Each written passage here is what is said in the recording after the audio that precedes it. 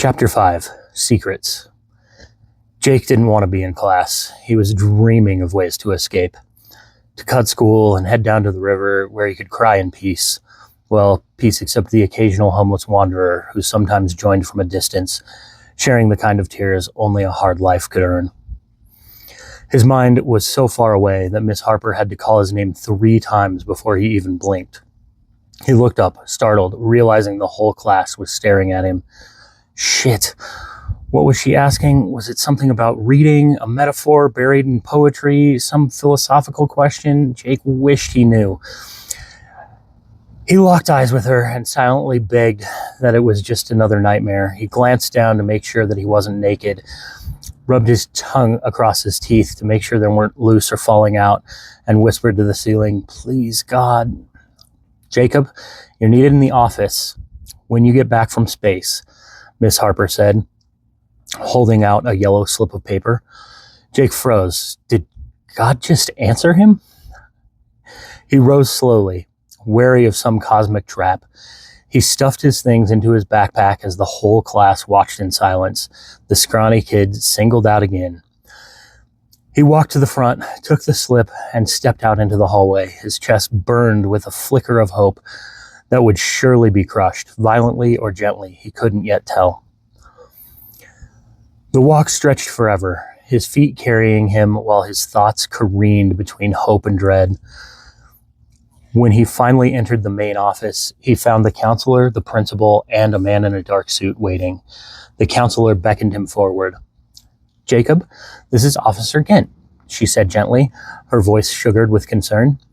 "He has a legal order to question you."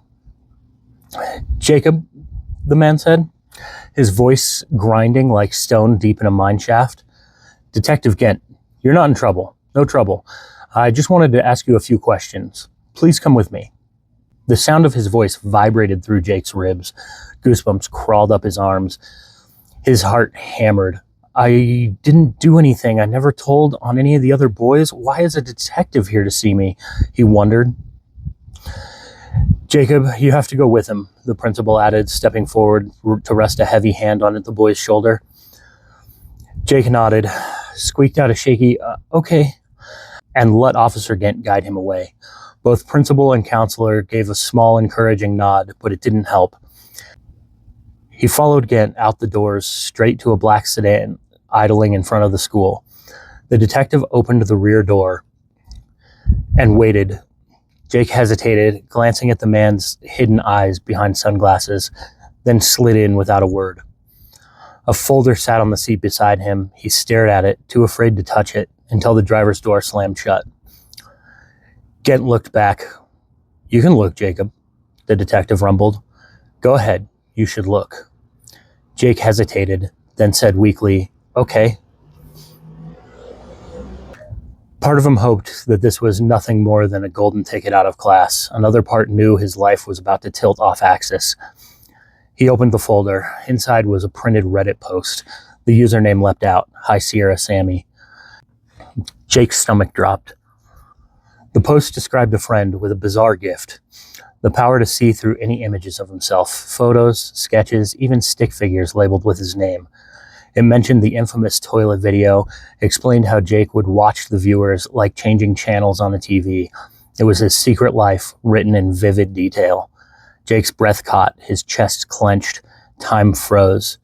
He looked up and saw Detective Gent smiling faintly at him in the rearview mirror. "What is this?" Jacob asked, though he already knew. "I think you know what it is, Jacob." Gent's gravel-rough voice was calm, certain. Jake swallowed hard. "I don't think I do." He stared out at the blur of passing cars, wishing himself anywhere but here. "Jacob, I need your help," Gent said, still smiling. Jake said nothing. No one had ever believed his powers before. Not his parents, not his classmates, not his friends. Only Sam. And Sam had made him prove it 100 times before he ever accepted it. Jake had learned to keep it a secret. A strange gift from God, maybe. Perhaps compensation for a miserable childhood. A consolation prize for being an outcast. an abused kid, an unwanted child.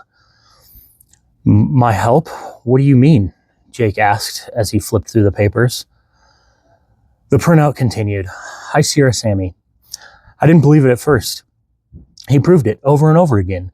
He can see through any photo of himself. It doesn't even have to be a photo, just a stick figure with his name works.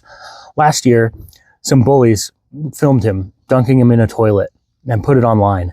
It went viral, and he sees everyone who watches it. Says it's like changing channels on a TV. He's seen people shitting, people fucking.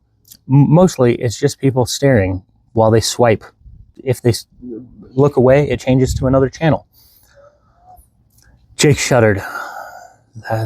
That's why people hold up signs with their tags and usernames now. He understood. I think you can help me save lives, Jacob, Gent said from the front seat. His sunglasses hid his eyes, his voice still resonant and heavy. You want to save lives, don't you? Jake felt the words crawl under his skin. He read on. Sam hadn't used his name, hadn't given anything away directly, but it was enough. How do you know it was me? Jake asked, his curiosity outweighing his instinct to lie. Our texts are good, Jake, Gent replied. We backtracked your friend's post, tracked his phone, cross-checked the times he posted and who he was with. Took less than 10 minutes to give me your name, birthday, social, and address. Jake's pulse raced. Pride, shame, fear, it was all tangled together, a storm he couldn't sort through. What do you need me to do? He asked. I need you to help me find a terrorist, Gent said, his voice grinding through the car like gravel.